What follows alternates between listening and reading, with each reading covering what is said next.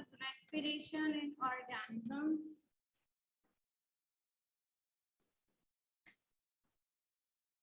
So we will be doing the difference between the combustion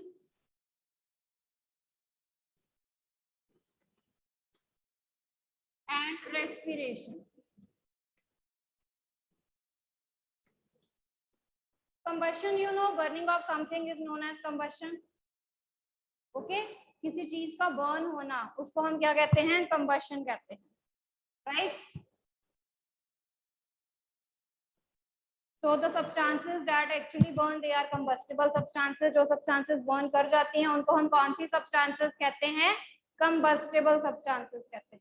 Okay, so in the very first step of combustion, और अगर हम पहले difference की बात करें combustion और respiration में, यहाँ पर जो एनर्जी रिलीज होती है that is released in the single step.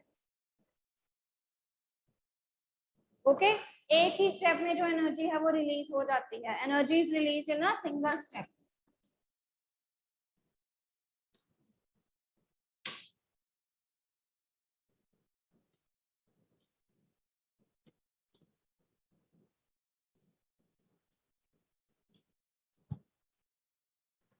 Clear?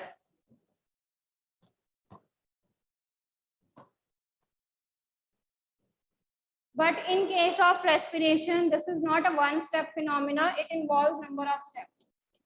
Okay, so energy is released in many steps.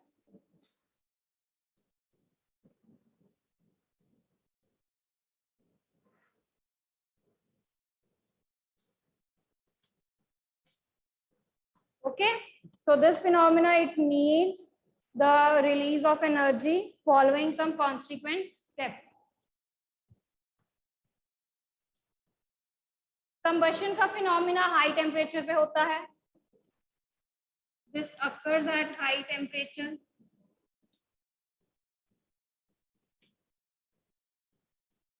And about the respiration. Respiration तो आपको पता है body temperature पे भी हो जाती है. So it occurs at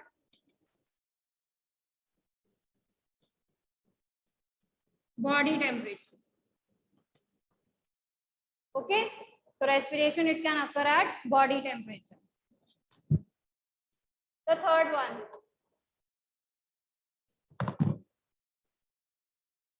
third process है और थर्ड जो आपका पॉइंट ऑफ डिफरेंस है कि जो कंबशन है दैट इज फास्ट स्टेप और फास्ट प्रोसेस होता है. जैसे ही आपने किसी सब्सटेंस को बर्न किया, इमीडिएटली वो सब्सटेंस जो है वो बर्न हो जाती है. ठीक है? यस देवांग. मैम अर्थवॉर्म कर रहे थे लास्ट टाइम, तो फिर ये कंबस्शन और रेस्पिरेशन कौन सा है? उसके पांचवें टॉपिक या फिर? बेटा अभी मैं करवाती हूँ, पहले ये कर लो बेटा. ठीक है? We will be shifting to that. So this is a fast process and this is a slow process. Combustion जो है it can occur anywhere, कहीं पर भी हो सकती है.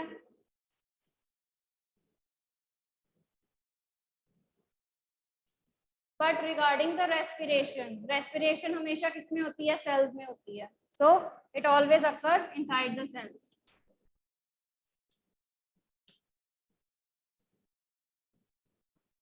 It always occurs inside the cell. ठीक है जी? So this is about the combustion and the respiration difference. अब हम चलते हैं नेक्स्ट पे. Actually we were doing the respiration in other animals. Other animals में जिसमें हम डिस्कस करेंगे about the insects. Grasshoppers हो गए, जैसे earthworm है, frogs हैं, fish हैं. ठीक है? We will be discussing about plants also. तो हम इनके केस में कंबशन जो है वो डिस्कस करेंगे. This is clear? Is this clear?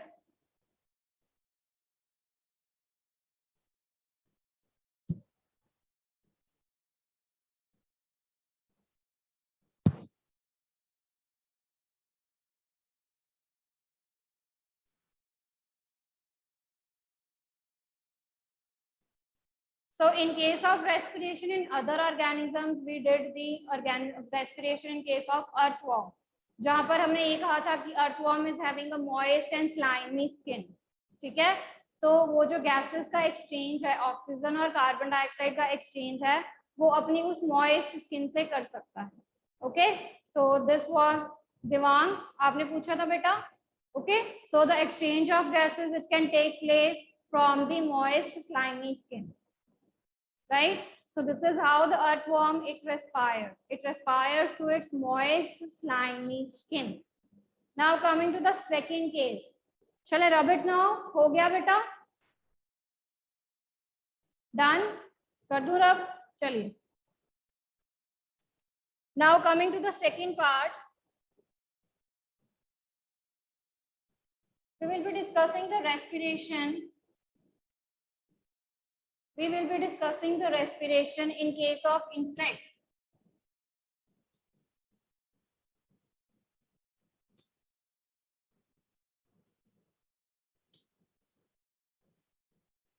We will be discussing the respiration in case of insects.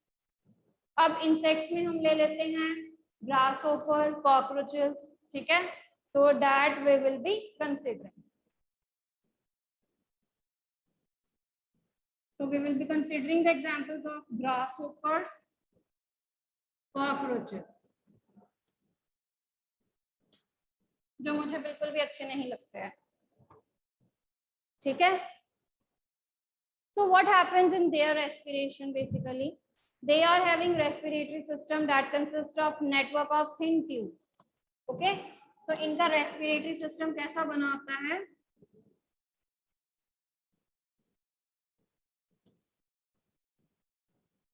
With a network of thin tubes.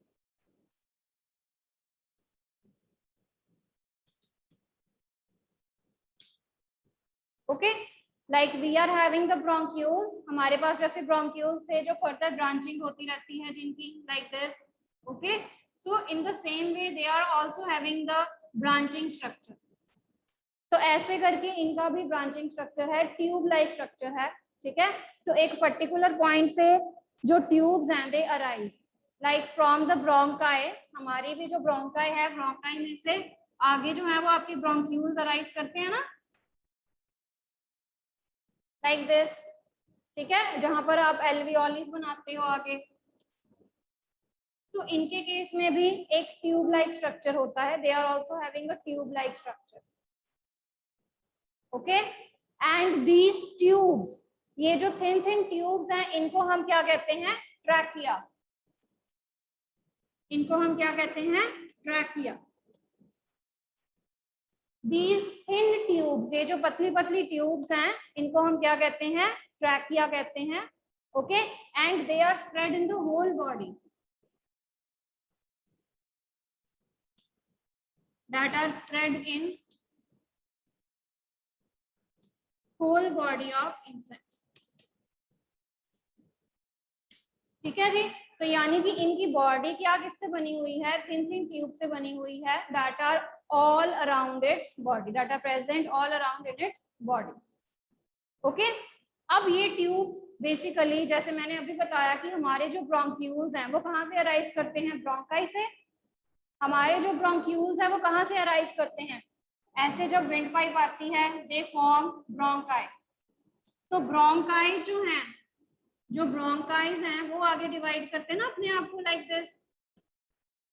Okay, यहाँ पर जो ब्रोंकाई है, ब्रोंकाई से आगे ब्रोंक्यूल्स जो हैं वो क्या करते हैं? डिवाइड करते हैं. तो इन द सेम वे अगर मैं इनकी ट्यूब्स की बात कर रही हूँ, if I am talking about their tubular structure, ठीक है? तो ये ट्यूब्स जो है ये कहाँ से अराइज करती हैं? They arise from the spiracles. जैसे हमारी ब्रोंक्यूल्स जो हैं वो ब्रोंकाई से ओरिजिनेट हुए हैं, ठीक है? वैसे ही जो इनकी ट्यूब्स हैं, इनकी जो ट्रैकिया हैं, ये कहाँ से ओरिजिनेट हुए हैं? कहाँ से फॉर्म हुए हैं? स्पाइरकल से फॉर्म हुए हैं. They are form. ओके, अब अगर मैं एक इंसेक्ट का स्ट्रक्चर अगर हम जनरली ड्रॉ कर लेते हैं, ठीक है, तो आपको ये दोनों चीजें समझ आ जाएंगी, राइट? तो I will be drawing the structure. यहाँ पर बना दूं, क्लियर होगा? इट विल बी क्लियर, ठीक है? चलिए, तो एक छोटा सा इंसेक्ट बना लेते हैं in any form. While be making like that. ठीक है, विजिबल है आपको? Is this visible? Yes ma'am. ये थोड़ा Yes, बड़ा ma'am. बनाओ, थोड़ा सा बड़ा बना देते हैं।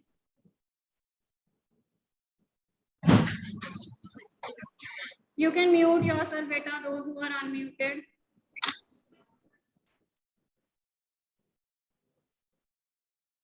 Okay, so we will be forming a structure like this. यहाँ पर हम इसका माउथ बना देते हैं।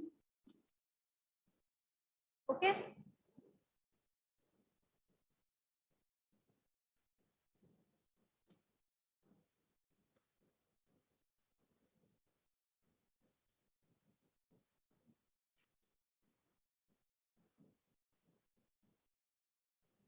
Okay.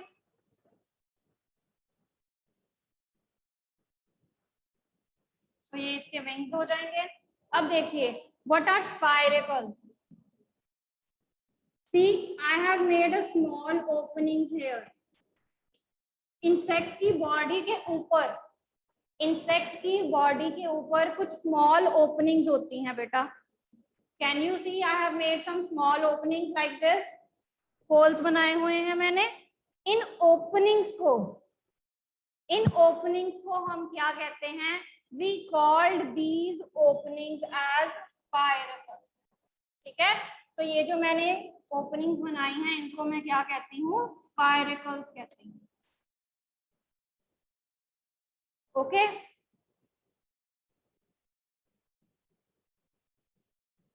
सो अगर आप इसके थोड़ा सा अंदर का स्ट्रक्चर विजुअलाइज करो, if you visualise this structure, तो ये आपको कैसा नजर आएगा? बेसिकली ये जो मैंने ओपनिंग बनाई हुई है, अगर आप इसको विजुअलाइज करो, ठीक है, तो ये इसके अंदर का कैसा स्ट्रक्चर होगा? It will be having a tube like structure.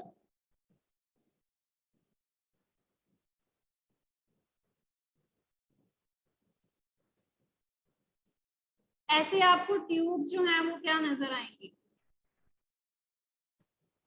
Okay, अगर आप इसके इन बिटवीन का स्ट्रक्चर देखो तो आपको ऐसे ट्यूब जो है वो नजर आएंगे इसके अंदर। दीज आर स्पाइरकल्स, इनको हम कहते हैं स्पाइरकल्स, इनको हम कहते हैं ट्रैकियल ट्यूब। ये जो छोटी सी ओपनिंग बनाई है मैं इसको क्या कह रही हूँ? स्पाइरकल्स कह रही हूँ। और जो ओपनिंग जो ट्यूब्स हैं that are tracheal tubes. Okay, हाँ जी बेटा, क्लियर हो गया? स्पाइरकल्स और ट्रैकिया क्या है? ओके, सो स्पाइरकल्स लिख लेते हैं। So you can write down that the air tubes have small opening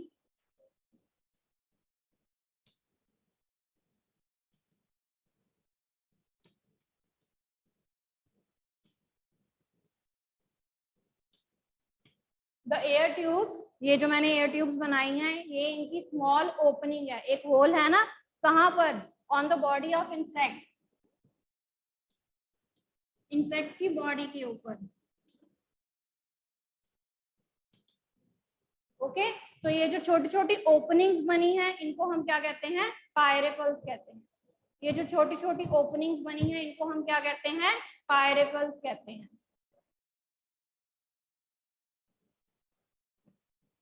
So they are known as spiracles and they are present on the both sides of their body and are present on both sides.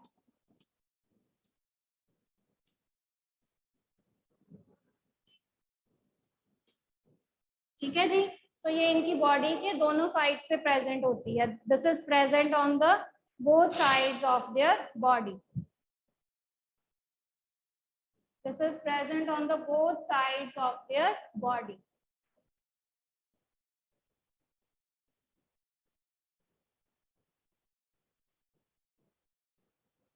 Clear?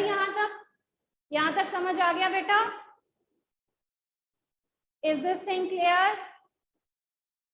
तो जो oxygen है, oxygen rich air, वो कहाँ से enter करेगी?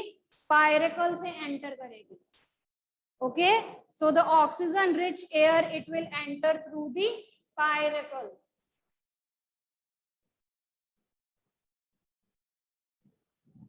Oxygen rich air enters through spiracles. तो इन स्पाइरकल्स के through जो ऑक्सीजन रिच एयर है वो एंटर कर गई. अब जो ब्लड है, ये जो ट्रैकियल ट्यूब्स हैं, ठीक है, इनके थ्रू जो ऑक्सीजन है वो सारे बॉडी पार्ट में चली जाएगी and it will diffuse into the body tissue. जैसे हमारी रेस्पिरेशन है वैसे ही इनकी रेस्पिरेशन होगी. अब देखो, हमारी बॉडी में जब ऑक्सीजन आ गई, वो बॉडी टिश्यूज के साथ जब मिल जाती है तो वो पूरे बॉडी में जाती है. फिर हाँ जी, लुक हियर, जब आपकी बॉडी में ऑक्सीजन आ गई, it combines with the blood, body tissues के साथ कंबाइन करेगी ये, ठीक है. बॉडी टिश्यूज के साथ कंबाइन करने के बाद क्या होता है, it moves into the whole body. आपकी सारी बॉडी को ऑक्सीजन मिल जाती है, ठीक है. That oxygen is used for the break down of the food. फिर आप वो ऑक्सीजन यूज करते हो फूड को ब्रेक डाउन करने के लिए. जो कार्बन डाइऑक्साइड प्रोड्यूस होती है, again that is basically move from your body, ठीक है. तो सेम इंसेक्ट्स के केस में होगा. अब क्या होगा, ये जो ऑक्सीजन रिच एयर एंटर हुई है स्पाइरेकल से, ये किस में जाएगी, ट्रैकियल ट्यूब्स में. ट्रैकियल ट्यूब्स से ये किस में जाएगी, it will move into the body tissue. ठीक है जी, ट्रैकियल ट्यूब से ये किस में जाएगी, it will move into the body tissue. Okay, and it will reach every cell of the body. हर एक बॉडी पार्ट पे जाएगी. क्लियर? ओके, तो वहां पर क्या होगा, then the process of respiration will be done. फिर रेस्पिरेशन का प्रोसेस होगा जिसमें जो ग्लूकोज है उसको ब्रेक डाउन किया जाएगा with the oxygen to release energy. Okay, तो जब सारी बॉडी को ऑक्सीजन मिल गई, then the respiration process will be carried out, जहां पर glucose plus oxygen they will be giving you energy. इसके साथ साथ जो कार्बन डाइऑक्साइड प्रोड्यूस होगी, ओके, कार्बन डाइऑक्साइड जो प्रोड्यूस होगी, that will again move out through the tracheal tubes. Carbon dioxide is out, ठीक है, through the tracheal tubes,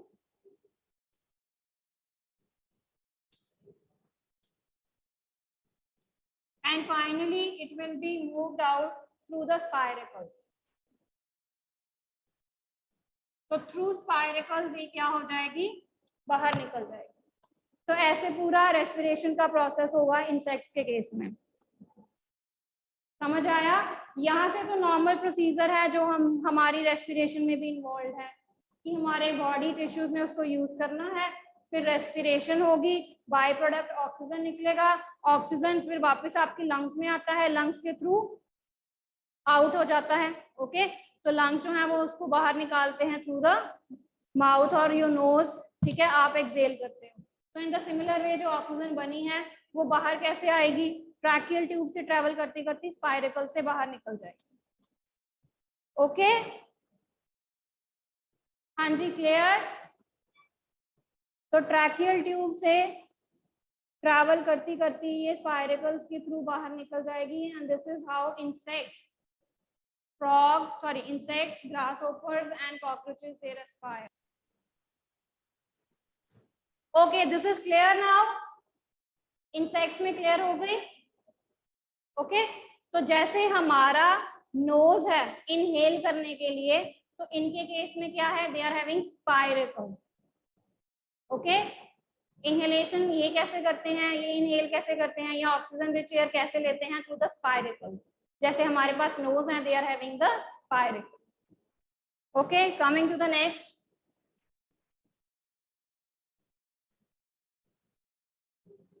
respiration in frogs.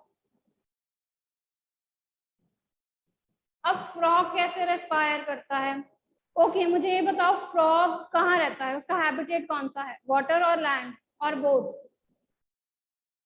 You can give your answer in the chat box बेटा, both. ठीक है, so that means frog it can live on land also and in water also. Okay तो ये दो जगह रहने के कारण दो तरह की रेस्पिरेशन कर सकता है। जब ये लैंड पर है तो it can respire through lungs, when he is present, when the frog is present on land, it can respire through lungs.